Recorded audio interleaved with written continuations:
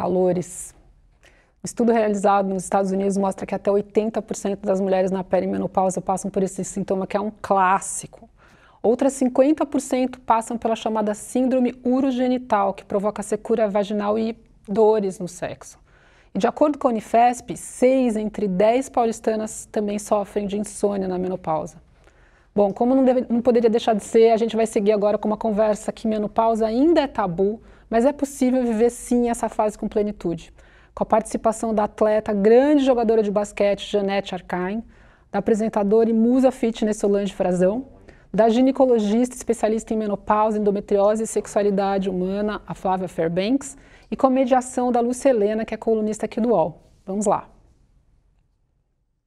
Olá, que prazer estar aqui falando desse assunto que é tabu e que a gente precisa quebrar. Pois eu sou Lúcia Helena, 6 anos de menopausa. Eu não sei se doeu para as meninas, mas para mim foi uma passagem abrupta. Quando a gente fala em menopausa, vocês devem saber, né? A gente fala que parece que é a última menstruação, o dia a doutora Flávia aqui vai explicar tudinho, mas começa antes, continua. Quando você acha que você está vivendo de boa, chega alguma novidade no nosso corpo. Já falaram aqui de algumas, mas eu tenho a sensação de que a gordura insiste em ir para o endereço errado. Nunca a gente engorda no lugar de antigamente. Fala a verdade. A gordura vai para aquele lugar que ela não foi convidada. Vem um cansaço, você começa a trocar nome das pessoas. E eu queria entender por que tudo isso acontece e por que é tabu. Estou tão feliz de estar aqui com vocês, com uma medalhista olímpica, 2 vezes medalhista, com a Solange Frazão, que é uma pessoa que tem uma coragem incrível. Coragem não, né? Que coragem já foi preconceito meu. Mas a Solange, ela já falava, quando ela chegou assim perto dos 40, ela falava a idade dela, quando a mulherada escondia. E você falava. E Flávia, a gente tem tanta dúvida para você que prepara o gogó. Começa por aqui. Climatério, menopausa. Eu odeio quando me chamam de mulher menopáusica ou menopausada. Eu acho os nomes pavorosos. A gente podia encontrar um nome mais bonitinho. Será que podia explicar a diferença disso tudo? E se na prática, para facilitar, embora você vai explicar para a gente o que é uma coisa e outra, a gente não pode simplesmente falar que a mulher está na menopausa?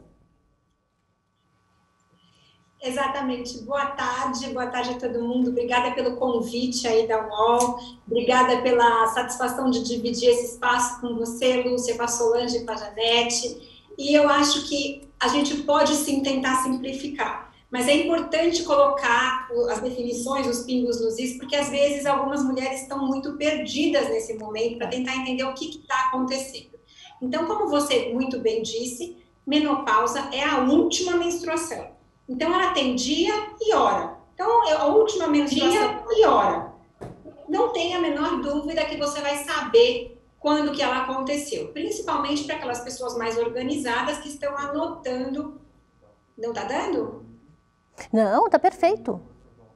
Então tá bom. Perfeito. Então, acho que eu tinha entendido que não estava dando o sinal. Mas, de qualquer maneira, para aquelas pessoas que estavam anotando os seus ciclos, porque antes da menopausa, Lúcia, como você muito bem disse, os ciclos já costumam estar irregulares. Então, é difícil acontecer de uma mulher vir com a menstruação regulada, reloginho, e, de repente, parar de menstruar de uma hora para outra. A natureza dá sinais antes. Então, ela começa a ter os ciclos mais curtos. Então, ela começa a menstruar até 2 vezes por mês, por exemplo. De repente, esses meses começam a falhar. Então, vem 2 vezes, falha 3, falha 4, assim por diante. Começam os sintomas, que a gente vai falar daqui a pouquinho, até que para. Essa pausa é a menopausa. E esse período todo de irregularidade, que pode começar alguns anos antes da menopausa, é chamada de fase pré-menopausa ou já da fase do climatério.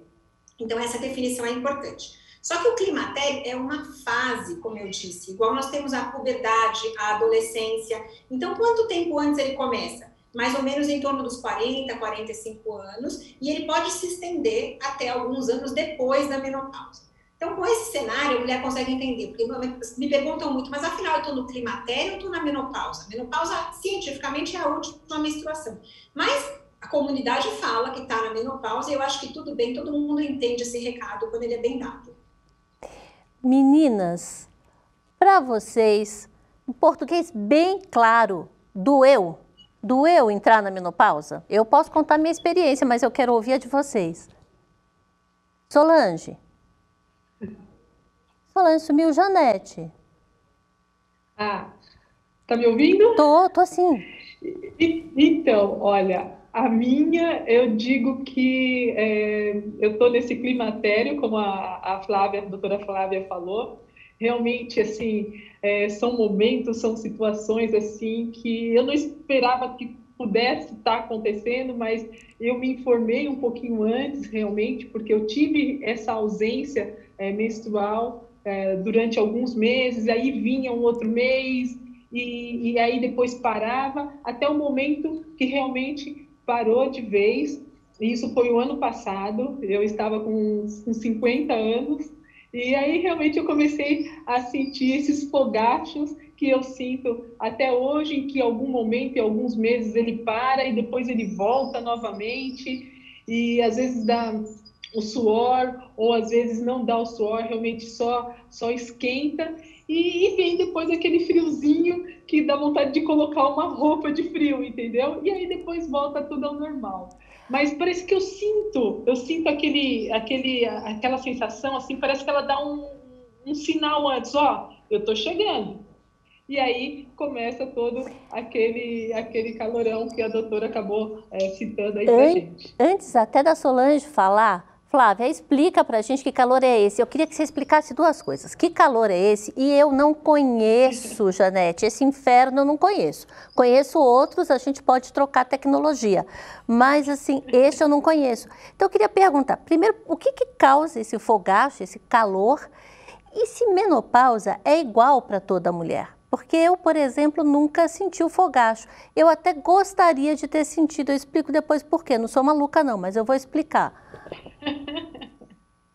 Muito bem, excelente. Bom, o que são esses calores, ou os tais dos fogachos? Eles são o sintoma mais comum da menopausa, dessa fase do climatério, da síndrome do climatério. Então, síndrome do climatério é esse conjunto de sinais e sintomas desagradáveis que podem acontecer nessa fase e que são causados pela queda dos níveis hormonais. O mais comum, como eu falei, são os fogachos, que nas mulheres sintomáticas atingem até 80% delas. Então, é uma cifra bastante significativa. E da onde que vem isso? Então, ele vem por causa da queda hormonal, principalmente a queda dos estrogênios, que era o principal hormônio feminino produzido pelos nossos ovários, enquanto os ovários continham óvulos ou a reserva germinativa. Mas, por que vem esse calor? Que coisa mais esquisita é essa? Só para a gente entender, os receptores desse hormônio, do estrógeno, eles estão dispersos, estão distribuídos em todo o nosso corpo. E um dos principais órgãos onde a gente tem esses hormônios são justamente os tecidos do sistema nervoso central, o nosso cérebro. Então, no cérebro, eu tenho uma riqueza imensa de receptores de hormônio que só funcionam bem quando o hormônio está presente. Quando ela entra nessa fase do climatério, da fase da perimenopausa, o que acontece? Esses receptores de hormônio percebem que não tem mais hormônio. O cérebro, como a gente sabe, para qualquer função da vida, ele é muito sensível. E, consequentemente, em sendo tão sensível, uma pequena queda já da produção dos hormônios faz com que o cérebro já manifeste a falta desses hormônios para o nosso funcionamento. Existe uma área do cérebro que se chama centro termorregulador do hipotálamo, que ele é o nosso termômetro interno. Fica bem lá no meião do cérebro, uma área muito pequenininha, mas que tem a característica de ter uma concentração desses receptores de hormônio muito alta. Consequentemente, quando não tem hormônio, quando tem pouco hormônio circulando, esse lugar que é o nosso termômetro interno entra em colapso, em curto-circuito. Qual que é a função normal desse lugar? Para que ele foi feito, né? Para que ele serve? Justamente para comparar a nossa temperatura interna com a temperatura ambiente. E quando fora tiver mais frio, ele tem que poupar calor. Quando fora tiver mais quente, ele tem que liberar calor para equilibrar a nossa temperatura com o ambiente. Como eu falei que ele tem muitos receptores de hormônio, essa perfeição de regulagem só funciona na presença do hormônio. Na hora que falta o estrogênio, principalmente, esse lugar entra em curto-circuito e ele começa a achar o tempo todo que no ambiente externo está muito frio. E, consequentemente, ele faz com a tentativa inocente de nos proteger, com que a gente se aqueça. Então, esquenta, esquenta, esquenta. Então, ele não consegue perceber que é um erro de interpretação e acaba acontecendo esse cenário. Agora, então, os fogachos vêm de um curto-circuito no cérebro pela falta de hormônio. Mas apesar de ser mais comum, não é toda mulher que sente. E aí você falou dos receptores, né? Acho que a gente pode comparar a chave fechadura. E quando eu fico pensando, se quando a gente falta hormônio, se já que o sistema nervoso tem muitos desses receptores, quais outros e outras coisas podem acontecer na nossa cabeça? Eu não sei vocês, eu fiquei mais deprimida. E como uma série de coisas aconteceram na minha vida, eu não associei a menopausa. Eu achava que eu estava triste por coisas da vida, né? Não que tinha a ver. E aí, quando eu comecei a cuidar da minha menopausa, meu humor voltou o que era, que é um humor bacaninha. Diga-se, eu acho que voltou até melhor, porque a experiência faz com que a gente fique mais quer dizer, pelo menos os inteligentes ficam mais sorridentes. Então, outros sintomas aí na cabeça podem surgir. Solange, eu já quero ouvir você, mas eu sei que esse problema você não deve ter. Me fale, Flávia, tem outros efeitos no sistema nervoso? Aí pensando só em cérebro. Não, em absoluto. A gente tem um monte de sintomas, a gente pode ir conversando sobre eles, mas no sistema nervoso a gente tem um que é muito marcante, que é a perda ou a diminuição da capacidade cognitiva. O que é isso? Memória, concentração, foco. Então é a pessoa que de uma hora para outra começa a depender do caderninho para anotar tudo, não lembra mais uma senha de coisa nenhuma, faz uma confusão danada, e isso gera uma frustração enorme. Por quê? Porque, como você acabou de falar muito bem, é difícil você associar essas questões psicológicas, cognitivas, com as questões da menopausa. É difícil a gente falar, mas hormônio no cérebro, a gente pensa em hormônio na mama, no útero, mas no cérebro é esquisito, e é importantíssimo lembrar deles. Então, nesse cenário, o que vai acabar acontecendo? A paciente acha que está com um problema neurológico e bate um desespero. Um monte dessas vêm para a doutora, pelo amor de Deus, será que eu estou com Alzheimer? Até porque, eu não sei, Solange, eu não sei o que você acha, Janete também, a gente escuta muito pouco sobre a menopausa e o que contam muito para a gente é sobre a interrupção da menstruação. E todos os outros sintomas, eles são pouco discutidos. Solange, me fala de você.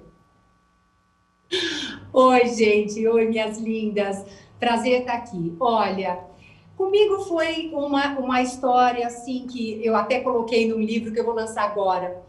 Foi uma história um pouco diferente. Aos 52 anos, o meu ciclo se encerrou e eu não tive, né, nenhum aviso, a não ser a falha dos ciclos que antecedeu, né, os 52 anos, e depois ele veio se acentuando e chegou um dia ele desapareceu.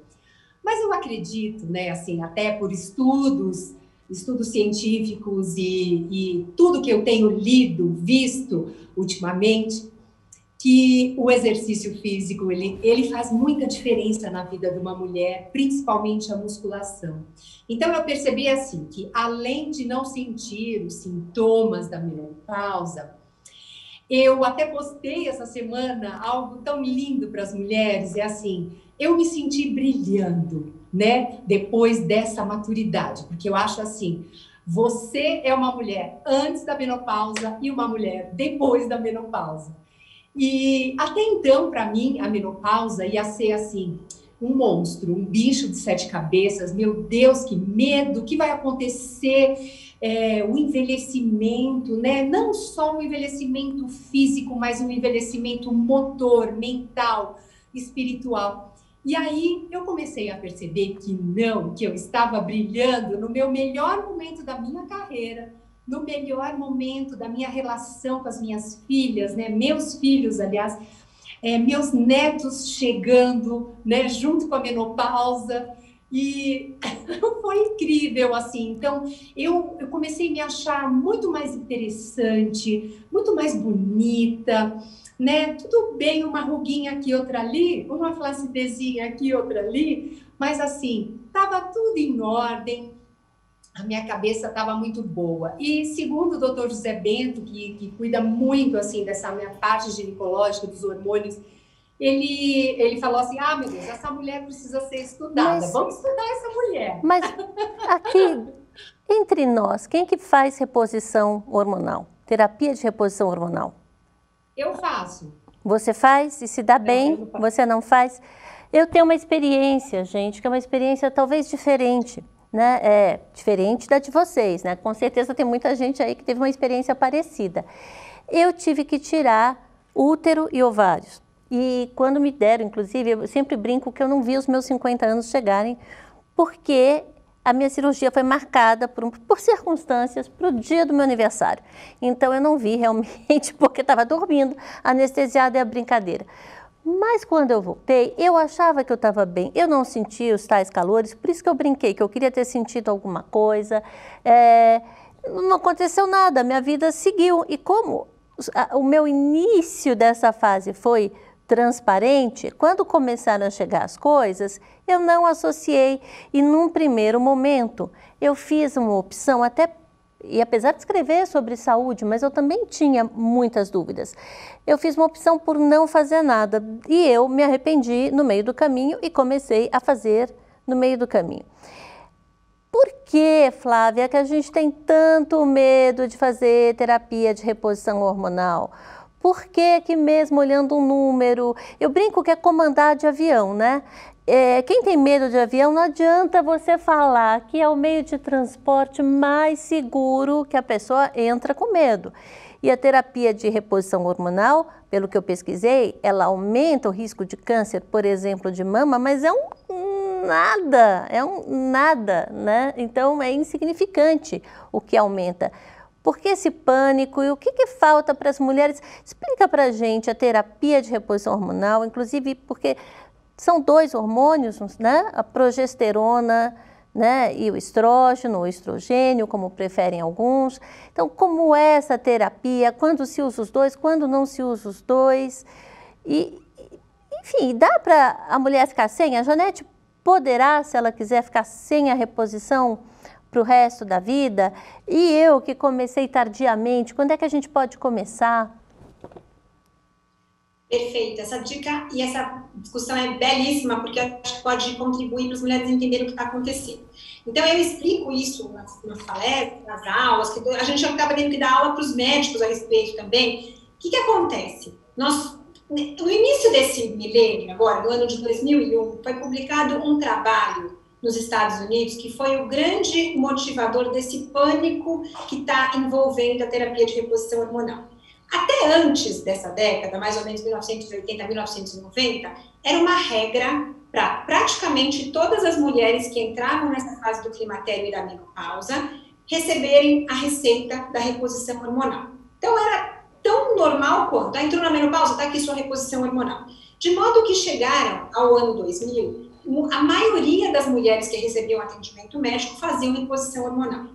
E nesse ano de 2001, houve esse trabalho americano que mostrou, justamente estudando uma população americana, que eu faço questão de explicar que não tem nada a ver com a nossa população, porque elas tinham uma idade média de 62 anos, o índice de massa corpórea era bem aumentado em relação ao índice médio das brasileiras da mesma época, e elas começavam a reposição hormonal após os 60 anos de idade, o que também já está fora da tal da janela de oportunidade. Então, para este grupo que foi estudado, eles perceberam um incremento de 30%, mas vejam bem como é que o número tem que ser bem entendido, 30% em relação à ocorrência de câncer de mama e eventos cardiovasculares. Porém, 30% é o número, a proporção entre os grupos, mas o índice foi muito baixo nos dois grupos. Um grupo teve 6 casos e o outro teve 9 casos. Entre centenas de casos estudados. Consequentemente, foi abraçada só essa ideia dos 30%. E aí chegaram para aquela população enorme de mulheres que faziam reposição hormonal e falaram, olha, vocês sabem que você tem 30% a mais de chances de ter câncer? O que aconteceu? houve um abandono generalizado da reposição hormonal. Então, nós vivenciamos o início desse milênio com esse tabu, tipo, hormônio para ninguém. E isso foi um retrocesso muito grande, porque as mulheres passaram a voltar a ter, muitas delas, aquelas que ficam sintomáticas, aqueles sintomas extremamente desagradáveis da síndrome do climatério. Como você disse, fogachos, insônia, sintomas psicológicos como depressão, ansiedade, essa distribuição anômala do peso e da gordura corporal, que a gente sabe que acontece mesmo, secura vaginal, síndrome urogenital da pós-menopausa, com urgência, perda urinária, incontinência urinária, impossibilidade de ter relação, diminuição de libido, quer dizer, uma série de eventos bastante desagradáveis. São todas que tem? Não, você é uma felizarda de contar pra gente que praticamente passou tranquila por essa fase. Mas ela acontece em 50% das mulheres. Então, uma a cada duas... Passei tranquila no início. No início, depois... Oi? Eu passei tranquila no início, e talvez porque eu não tenha reconhecido os sintomas. Eu estava esperando o calor, eu estava esperando outras coisas, eu não esperava isso, entendeu? Então, não esperava ficar triste, não esperava ficar esquecida, né? Não... Exato. É que chega uma hora que o hormônio realmente acaba fazendo falta, né? E o que a gente tem, então, em termos da reposição hormonal? De fato, para as mulheres que têm útero, é obrigatório a gente ter progesterona na fórmula da reposição hormonal, porque é esse hormônio que protege o endométrio e evita o espessamento desse endométrio, que, se não cuidado e acontecesse, poderia até virar uma doença, um câncer do próprio endométrio a longo prazo. Flávia, eu estou te interrompendo só para a gente explicar para todo mundo, para colocar todo mundo na mesma linha, porque a medicina tem um vocabulário muito especial, né? O endométrio é o revestimento do útero, é isso? Se eu falar bobagem, você me corrija, por favor. Não, exatamente. Né? É aquela pelezinha que cresce todos os meses no ciclo menstrual, com a finalidade de preparar o útero para uma eventual gestação e que descama na menstruação com a falta daquele hormônio quando não houve a gestação. Então, esse endométrio tem que ser protegido com o uso de progesterona. Toda mulher que tem útero tem endométrio e, portanto, precisaria usar progesterona. Para as mulheres que não têm útero, a reposição pode ser mais simples, feita à base exclusiva de estrogênio, ou, de acordo com a indicação, se só o estrogênio não funcionar, porque ainda persistem principalmente queixas sexuais e de fadiga crônica, de falta de energia e tudo mais, pode ser associada sob supervisão à reposição de testosterona ou de algum androgênio também. A progesterona vai estar, então, na reposição de todas as mulheres que tiverem útero e naquelas que não têm útero, a gente pode fazer e deve fazer, daí sem a progesterona, só com estrogênio ou com estrogênio e testosterona. E as vias são as mais diversas, as melhores vias são aquelas que não usam a via oral. Então, se a gente puder usar na forma de gel, na forma de gel vaginal, porque adesivo, se eu engulo esse hormônio faz mal? É isso? Vai para o corpo todo? Por que o hormônio oral ele é menos... Porque o nosso fígado é o órgão de eleição para metabolizar esses hormônios. Tudo que a gente toma por via oral, qualquer comprimido, ele chega no estômago e ele vai direto para o fígado, onde ele precisa ser metabolizado, para daí ele se tornar biologicamente ativo, para circular e fazer as ações esperadas, para depois ele voltar para o fígado de novo, para ser remetabolizado, para poder ser excretado na urina ou nas fezes. Quando eu não dou o remédio por via oral, eu evito essa primeira passagem hepática. Então, eu estou poupando o meu fígado.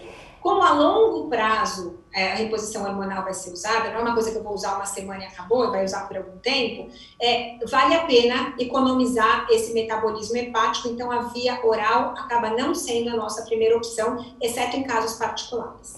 Meninas, me ajudem, façam perguntas também, senão vou bancar aqui a mulher na menopausa falar, esqueci o que vou perguntar. Eu já tenho uma pergunta. Então vai lá, Janete. Eu já tenho uma pergunta para a doutora. Doutora, existe alguns alimentos, frutas, enfim, que possa fazer essa reposição de modo mais natural? Perfeito, adorei tua pergunta, Janete. Existe sim uma possibilidade da gente consumir alguns tipos de alimentos que têm uma conversão interna em metabólitos que são parecidos com o estrogênio. Então, o que é isso? Então, por exemplo, vou trazer os em miúdos. Soja, principalmente as isoflavonas de soja, então bastante ricas na soja. Linhaça, amora, principalmente o extrato, a folha concentrada do chá de amora e tudo mais. Quando são ingeridos, aí eles se transformam dentro do nosso organismo em estruturas que parecem muito os estrogênios que a gente não produz mais. São chamados fitoestrogênios. Então, isso é uma linha de fitoterapia. Consequentemente, já que eu estou produzindo, através da alimentação, moléculas muito parecidas, essas moléculas podem juntar nos receptores, naqueles lugares, a chavinha que tinha que ligar o hormônio anteriormente. Então, alguns tecidos menos sensíveis podem ficar bem com esse fitoestrogênio e melhorar os sintomas. Então, isso funciona bem, por exemplo, para a parte urogenital, então a lubrificação um pouquinho, secura vaginal e tudo mais, mas os tecidos mais exigentes, como, por exemplo, o cérebro em relação aos fogachos, e memória, concentração, tudo que a gente falou, não costumam responder muito bem, porque eles precisam do estrogênio verdadeiro, eles não recebem a enganação. Então, é comum que as mulheres que têm sintomas leves, por exemplo, não têm muita onda de calor, não tem muito problema, que elas possam se beneficiar do fitoestrogênio. Aquelas que estão passando muito mal, raramente vão ficar assintomáticas, mesmo que tomem um caminhão de soja ou de chá de folha de amora, porque não consegue chegar no receptor que está precisando. Janete, você treina até hoje, faz aquelas cestas maravilhosas, conta a verdade, é mais difícil? Porque assim, eu já sou, assim, sendo bem honesta, sou aquela pessoa, uma falsidade ideológica, né? Desde menininha empurrada para fazer ginástica. A Solange uma vez fez uma aula comigo, nós fizemos uma aula num evento, ela fazia aula sorrindo e eu chorando praticamente do lado dela. Horror! As fotos eu com aquela cara de sofrência e ela com uma cara de felicidade. Mas falando sério, eu não sou muito parâmetro porque eu vou porque eu sei que eu preciso, mas não exatamente porque eu tenha amor a essa arte. Eu preciso falar a verdade. Agora vocês que sempre treinaram, vou começar pela Janete, porque a Solange já até falou que está treinando mais do que nunca. Se você sente mais cansaço, existe até uma perda muscular que eu suponho que as meninas não tenham ou não tenham tanto com a menopausa, né? Você sente mais preguiça, mais fadiga, o treino já não é mais o mesmo ou tudo beleza? Bom, então, Lúcia, eu sempre gostei muito de treinar, né? Principalmente aí quando eu jogava, então eu, assim, não faltava em nenhum treino, eu sempre fui muito dedicada ao que eu fazia. A partir do momento em que eu parei de jogar, eu fui diminuindo consequentemente essas minhas atividades, até mesmo porque eu exigia muito do meu corpo pela competitividade que nós tínhamos. E a partir do momento em que isso parou, eu fui diminuindo gradativamente essas minhas atividades. Então, hoje, o que eu mais faço? Eu gosto de pedalar.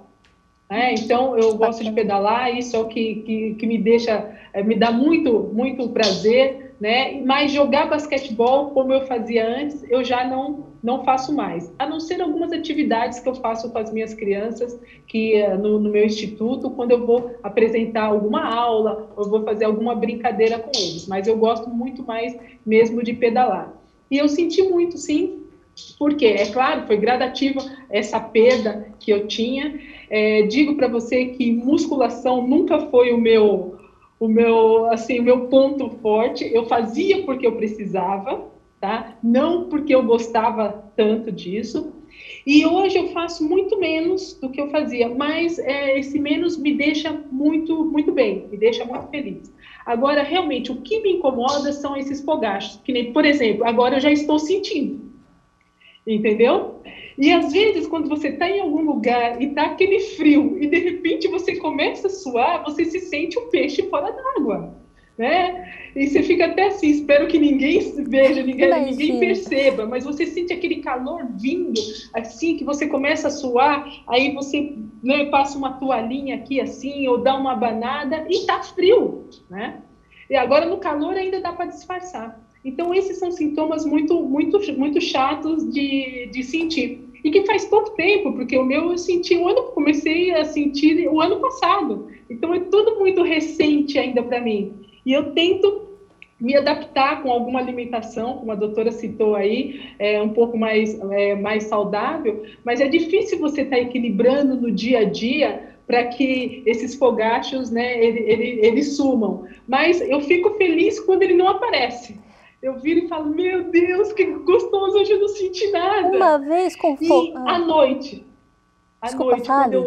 eu sempre tive um sono muito leve. Então, assim, para mim, o fogacho vindo ou não tem problema nenhum, porque eu sempre tive o sono muito leve. Mas eu gostaria de não estar sentindo não, viu, Lúcia? Bom, eu nunca senti. Bom, eu também acho que foi a única coisa que eu não senti. Uma vez com fogacho, para sempre com fogacho, a não ser que faça a reposição ou consuma esses alimentos, ou ele pode passar depois de uma adaptação, por assim dizer. Não, exatamente. Teoricamente, na média, eles duram em torno de 5 anos, né? Existem casos mais raros que podem realmente levar mais tempo. Então, eu tenho pessoas na minha família, por exemplo, que têm mais de 70 anos e continuam tendo muito fogacho.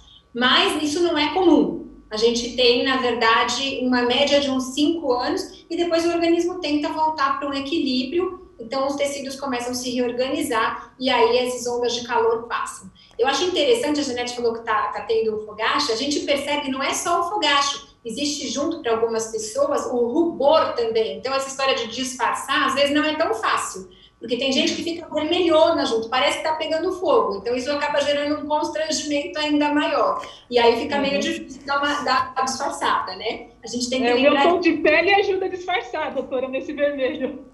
Pelo vídeo a gente não consegue nem saber, mas eu tô contando porque a gente tem muitas mulheres que têm essa preocupação, né? Ai, porque eu vou tentar disfarçar. Às vezes é impossível, não tem como disfarçar de jeito nenhum. A sudorese pode ser presente, às vezes é uma sensação de calores e frio ao mesmo tempo, um suor frio, uma coisa muito esquisita, mostrando esse descompasso do nosso termômetro interno.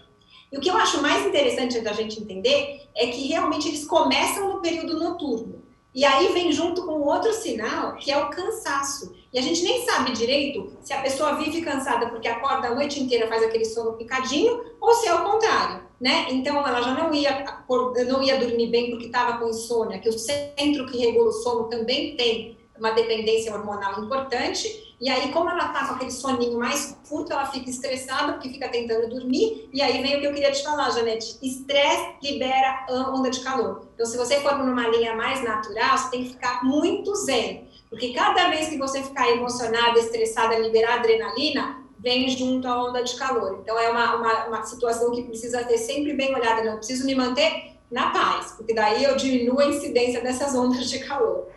Solange, você começou a fazer a reposição cedo, logo que você entrou na menopausa. Perdão, para mim a pergunta... Para você. É que o áudio não está muito bom, mas... Desculpa, eu repito. Se você começou a fazer a reposição logo depois que entrou na menopausa, ou como eu, esperou um pouco e começou tardiamente. Não, eu comecei logo que eu entrei na menopausa, por orientação, né? Então, logo no início, aí o doutor falou, olha, vamos fazer um ciclo pequenininho, porque assim, pelos exames, né? Por isso que eu acho assim tão importante esse momento aqui com as pessoas assistindo, porque assim, vai um pouco das nossas experiências, né, reais, e também vai um pouco da técnica de como a gente tem que lidar, porque não é porque eu fiz a reposição que a outra minha amiga, né, por exemplo, que a Janete vai fazer a mesma reposição, então as mulheres precisam tomar muito cuidado com isso, né? Então eu só fiz a reposição porque, segundo os meus exames clínicos, o meu estrógeno estava muito abaixo. A testosterona estava tudo bem e a progesterona também, mas meu estrógeno baixou. E então ele achou pertinente que a gente fizesse um ciclo, né? Então eu vou pelos ciclos. Aí eu fiz um ciclo de 6 meses com o gel bioidêntico e passo assim no braço, né? Acho super simples, é uma forma fácil, né, de fazer. E gostosa até, assim, não tem o porquê. Se eu passo creme no corpo inteiro, no rosto, sempre, né? Passar no braço não vai fazer diferença nenhuma. E foi ótimo. E aí eu comecei a fazer todas as noites. Então, a progesterona, ele me passou para passar à noite. Bom, eu, né, aí durante esses 6 meses, fiquei percebendo, né, se acontecia alguma coisa, ficou tudo bem. No 6º mês, fizemos os exames e deu tudo bem.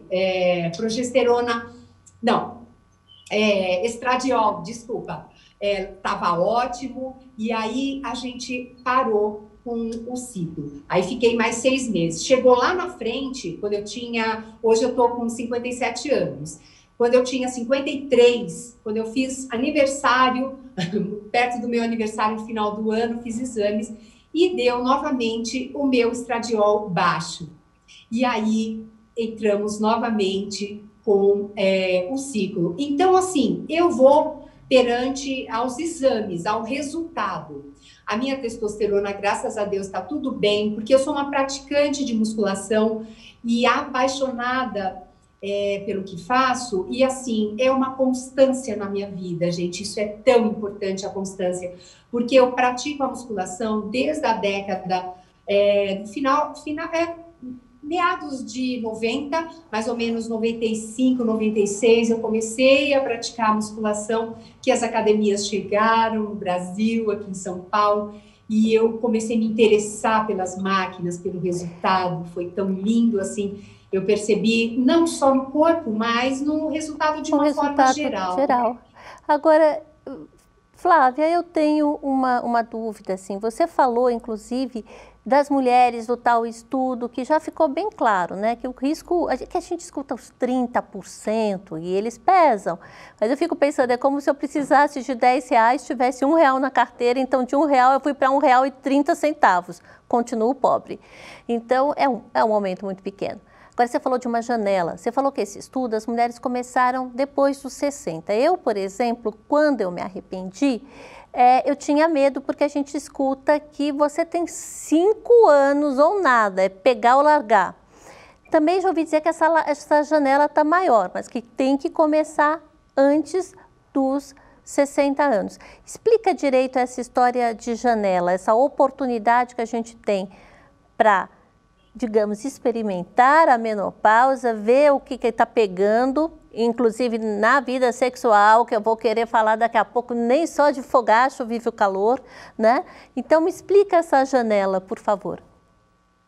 Então, essa janela de oportunidade para você entrar funciona da seguinte maneira. Até a época da menopausa, os vasos sanguíneos têm uma proteção que o estrogênio próprio dá, ele faz com que libere vasodilatadores, principalmente o óxido nítrico. Então, o que faz as mulheres, por exemplo, terem um risco cardiovascular menor que o dos homens antes da menopausa do climatério? Justamente essa bênção que o estrogênio nos traz de relaxar os nossos vasos, diminuir a pressão arterial e oxigenar melhor alguns tecidos e tudo mais.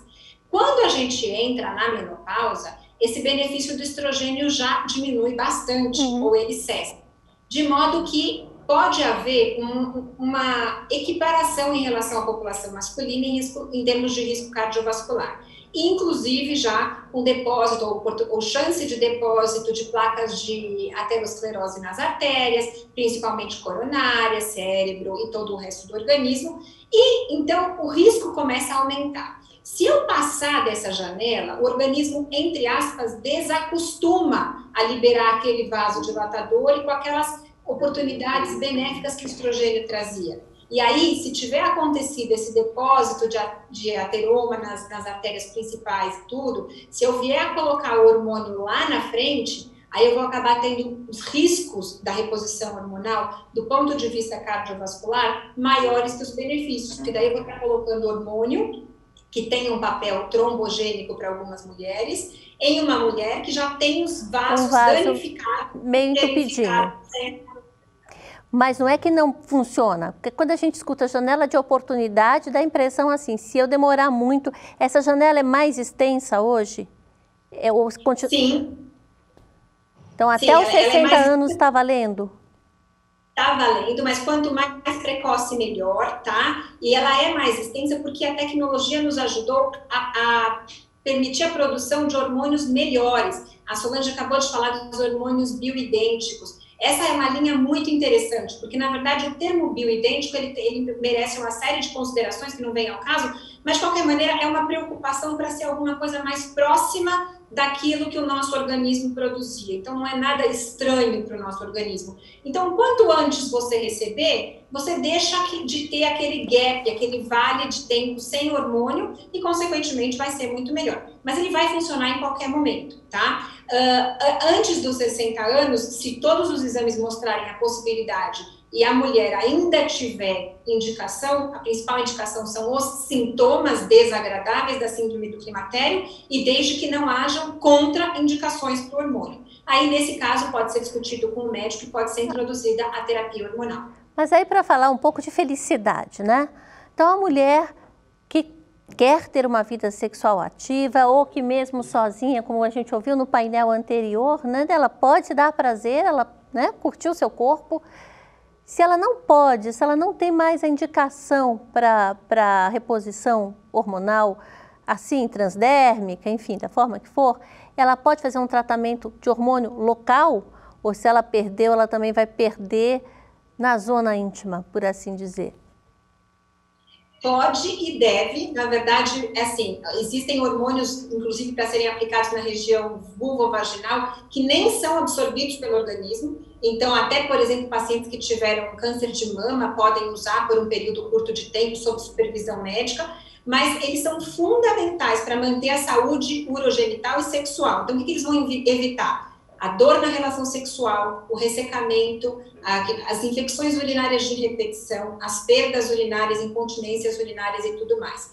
Porém, tem mulheres que falam hormônio de jeito nenhum, porque tem questões próprias que não dá para usar mesmo. E aí a medicina avançou e nós tivemos uma sorte nos últimos tempos de importar uma tecnologia. A gente deu uma roubadinha, na verdade. Uma tecnologia que os dermatologistas já vinham usando há bastante tempo, que são os lasers, a radiofrequência e o ultrassom microfocado vaginal. São técnicas que elas funcionam na mucosa. Bacana. Técnicas que a gente aplica na mucosa vaginal, que para fazerem um papel semelhante ao papel do hormônio. Então, quem não pode usar hormônio, quer complementar um pouco a ação desse hormônio local, você pode fazer uso dessas tecnologias novas que vão fazer com que você volte a ter uma lubrificação muito melhor, uma situação de até uma certa estética vulvovaginal interessante, mais interessante também, mas fundamentalmente controle do hábito urinário, evitar as perdas urinárias e tudo mais. E falando com duas atletas, na verdade, né, me dá até alegria de poder falar com bastante ênfase no papel da fisioterapia e dos exercícios do assoalho pélvico. Então não adianta só a gente treinar o braço, treinar o abdômen, treinar as coxas, a perna toda, se esquecer que lá embaixo tem uma musculatura importante e riquíssima, que quanto mais trabalhada, menos problema vai te dar no futuro. Então tem que incorporar esses exercícios também na prática que todo mundo já faz. Estão aqui fazendo aquele sinal que o tempo está acabando e a gente está cheio de dúvidas. Então eu queria fazer uma rodada de fogo, uma palavra de cada um de vocês, assim, menopausa, o que é que você descobriu e como é o segredo para viver bem a menopausa? Qual é o seu segredo de viver bem nessa fase? O que representou a chegada da menopausa para você, Janete? Bom, para mim, como eu falei com relação ao sono, isso não atrapalhou muito, porque eu sempre tive um sono leve. Assim, de eu me mexer, de eu ser ativa, essas coisas todas, também continuo como eu sempre estive. Isso daí também não tive problema. Mas o que me incomoda realmente são esses fogachos, apesar de ser, como eu falei, ainda recente, né? Eu estou me adaptando a essa fase, até mesmo com esses hormônios, com uma alimentação mais saudável, enfim, alimentos que me ajudem também nessa reposição. Mas eu espero passar dessa fase aí o mais rápido possível, porque existem momentos, como eu falei, desagradáveis. E eu fico feliz de ouvir muitas mulheres que não têm, que não sentiram nada disso, né, desse climatério, como a doutora falou. Solange? Queridas, eu queria dizer o seguinte, que vamos ser plenas, né? Vamos buscar a plenitude. Na verdade, eu senti assim a menopausa junto com a experiência da maturidade. Então, me trouxe mais segurança, mais independência, mais força, mais vontade de lutar pelo meu futuro, mais vontade de aprender sobre a vida. E é tão bom, porque assim, é uma fase, né, eu pelo menos estou passando por ela, é uma fase que eu estou dando valores, né, para a minha vida e para coisas tão pequenininhas, tão simples que eu nunca tinha dado. Eu tinha muita pressa, agora eu tenho menos pressa.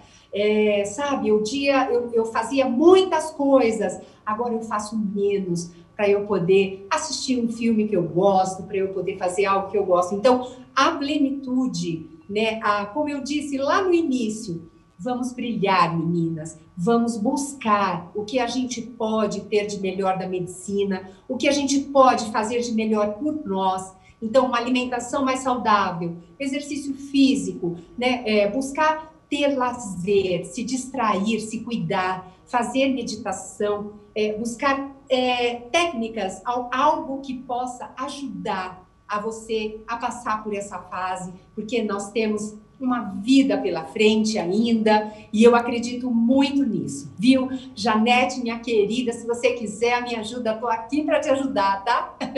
Obrigada, eu queria que a doutora Flávia encerrasse, então, antes da Flávia falar, eu vou até dizer o que foi para mim. Para mim foi uma questão de aceitação, não no sentido de conformismo. Eu nunca, realmente, gente, eu nunca me preocupei com a idade. Desde menina, eu trabalhava com pessoas mais velhas, então não me sentia com 20, não me sentia com 30, não me sinto com... Eu acho que eu mereço estar nesse evento que se chama Ageless Talks, mas eu nunca me senti. A diferença é que antes eu me cobrava. Se acontecia algo diferente com o meu corpo, não tão bom, eu falava, nossa, estou fazendo errado, vinha uma culpa danada. E agora eu escuto o meu corpo e falo, estou fazendo errado, meu corpo reage. Eu acolho as mudanças do meu corpo e isso é extremamente positivo e não me conformo com elas, mas eu acolho. E isso é libertador. Flávia, encerra esse painel para a gente, por favor, com um pedacinho de informação que você acha que ficou de fora, porque tem tanta coisa sobre esse assunto. A gente podia ficar à tarde aqui falando de menopausa, está tudo dominado, a menopausa vai dominar esse evento. Fala, Flávia. Não, sem dúvida, nossa, é um prazer a gente estar conversando de tudo isso, as dúvidas não vão parar, porque como a gente bem disse, a mulher se parar para pensar, ela vai ter 1/3 do seu tempo de vida nesse período do climatério e da menopausa, e na pós-menopausa. Consequentemente, é muito tempo para a gente desperdiçar se não for bem vivido. Eu amei ouvir as falas da Solange, incentivando, colocando esse aspecto positivo, a Janete trazendo o que está sendo para ela, que fica muito real, e a sua história, Lúcia, em relação às dificuldades e o que foi para você essa libertação toda. Eu acho que o problema é ter tabu em falar. Não tem mais que ter tabu. Um evento como esse traz essa liberdade para as mulheres. Vamos falar, vamos conversar e tudo mais. Lembrar que os sintomas podem começar muitos anos antes. Então, eu falo assim, pequenas dicas. Quando eu começo a perceber as pacientes ou as mulheres com quem eu conheço, começa a troca de óculos, a diminuição da acuidade visual, nossa capacidade de visão, já é um sinal de um déficit hormonal, pode estar caindo um pouquinho. Aqueles sintomas que ninguém fala da menopausa, a perda urinária, tem tabu maior do que você falar que está tendo que usar absorvente o tempo todo porque está perdendo urina, mas isso tem cura, isso tem busto de salvação, vamos atrás, tem muita coisa para fazer. E fundamentalmente que as mulheres se unam. Eu acho que a vantagem de você poder conversar com alguém que te apoia, traz um colo e a informação, às vezes já é necessário para você passar por esse período com mais harmonia. Então, o meu incentivo é que as mulheres busquem ajuda, conversem com seus médicos. Eu falo que os ginecologistas, as mulheres podem até chegar no climatério divorciadas, mas elas vão dar uma casadinha com o ginecologista. Então, agora tem que ter assim, um apoio, uma situação, um endócrino legal, caso aquelas que optem por essa via também, mas alguém que cuide de você. Você merece ser cuidada, independente da opção que você faça, de usar ou não hormônio, fazer ou não uma terapia de reposição hormonal, porque é uma fase rica da vida, que pode ser muito, muito, muito bem vivida, se ela for bem assistida. Então, essa é a minha fala final. Eu amei participar com vocês e espero que a gente possa se encontrar em outros tantos eventos. Eu também amei. Muito obrigada às três, obrigada a você que está assistindo. Um um terço é muito tempo de vida para ser feliz. Obrigada. Gente, que painel legal, né? Eu estou muito feliz por essa manhã inteira de conversa, esse começo de tarde que a gente teve aqui hoje sobre esse público no qual eu me incluo. Eu tenho 50 anos e a gente ainda é tão pouco representado. A gente podia passar dias inteiros aqui refletindo porque ainda tem tanta coisa para falar. Mas eu espero que a gente tenha trazido alguns insights para você, para quem está assistindo, para que vocês curtam, compartilhem os conteúdos com aquelas e aqueles que fazem parte dessa geração que vive cada vez mais e cada vez melhor. Então, lembrando que Viva Bem também traz esses conteúdos diários sobre saúde, bem-estar, alimentação saudável, aqui todos os dias. E você assiste esse painel e muito mais nas redes sociais de Viva Bem também. Eu agradeço especialmente a todos os participantes, a equipe incrível que fez esse evento possível e aos nossos patrocinadores, Natura Cronos e Vitasay 50+, que viabilizaram esse papo e estão fazendo parte de um movimento super importante de representatividade. Eu deixo vocês aqui com o último especialíssimo recado da antropóloga especializada em longevidade, Miriam Goldenberg. Hoje, o que eu acho mais importante a gente falar para as mulheres é o sofrimento que elas sentem por se sentirem fracassadas, por não corresponderem ao modelo de corpo jovem, magro, sensual e bonito. Na minha pesquisa, com 5.000 homens e mulheres, eu percebo que as mulheres que estão entre os 40 e 50 anos são as que mais sofrem com essa prisão que é viver no Brasil. Uma cultura que valoriza a juventude, a sensualidade, a magreza e desvaloriza tudo que não se encaixa nesse padrão. As brasileiras são as mulheres em todo mundo que mais fazem cirurgia plástica, que mais usam botox, que mais pintam o cabelo, que mais fazem preenchimento, que mais tomam remédio para emagrecer, que mais tomam moderador de apetite, que mais tomam ansiolíticos, antidepressivos e remédios para dormir. E é justamente nessa fase dos 40 aos 50 anos, que eu chamo de fase nem, que você não é jovem, mas você ainda não é velha, que eu percebo o maior sofrimento, o pânico que as mulheres brasileiras têm de envelhecer. Só para vocês saberem, as mulheres brasileiras são as que mais deixam de trabalhar, de sair, de ir a festas, de ir à praia, quando se sentem velhas, gordas e feias. As mulheres brasileiras me dizem, nessa fase, dos 40 aos 50 e poucos anos, não é nem que eu me tornei velha, eu simplesmente me tornei invisível, transparente. Eu não existo mais como mulher. E é em função desse sofrimento que eu tenho pesquisado, buscando compreender como que nós mulheres, e também os homens, mas principalmente as mulheres, podemos romper com essa prisão e com essa cultura que é velhofóbica. Velhofóbica porque diz que envelhecer é feio, que diz quando você envelhece você não pode mais trabalhar, você não pode mais estudar, você não pode mais namorar, você não pode mais fazer escolhas, você não pode mais existir.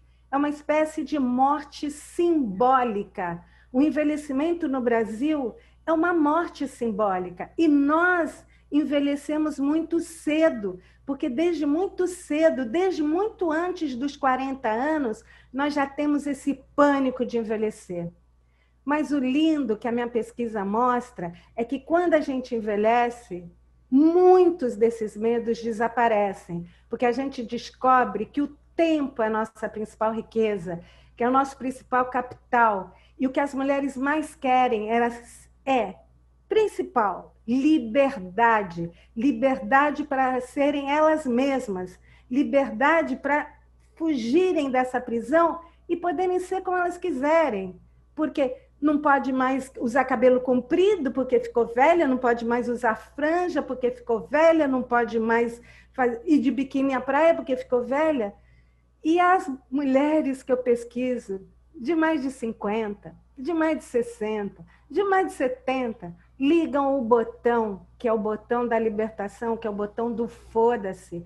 Foda-se o que os outros vão pensar, foda-se se os outros não querem que eu namore, que eu use biquíni, foda-se. O mais importante para mim é ser eu mesma. E aí elas descobrem uma coisa linda, que liberdade é a melhor rima para felicidade. Mais ainda, que a amizade, principalmente a amizade de outras mulheres, é a rima mais bonita para a felicidade.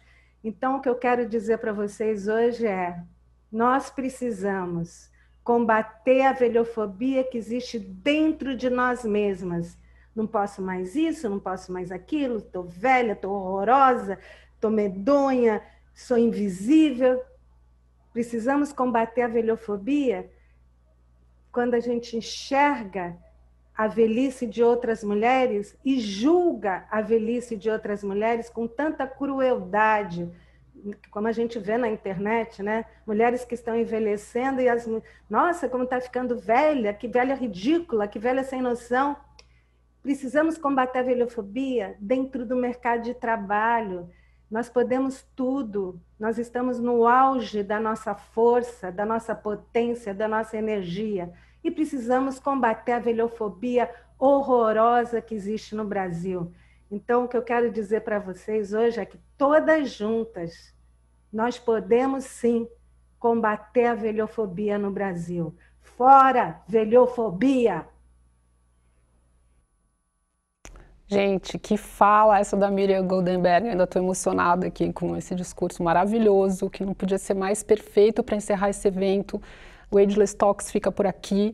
Eu estou muito feliz da gente ter passado esse dia juntos, discutindo coisas tão importantes. Quero dizer que vai ficar no YouTube, nas redes de Viva Bem, para você assistir depois, compartilhar com os amigos, amigas, e a gente fica aqui à disposição, sempre tendo conteúdos no Viva Bem. A minha coluna Ageless toda sexta-feira. No dia a dia, diariamente, Viva Bem tem conteúdos que interessam a gente, que vai viver essa fase da vida muito plenamente, com certeza. Muito obrigada e até o próximo.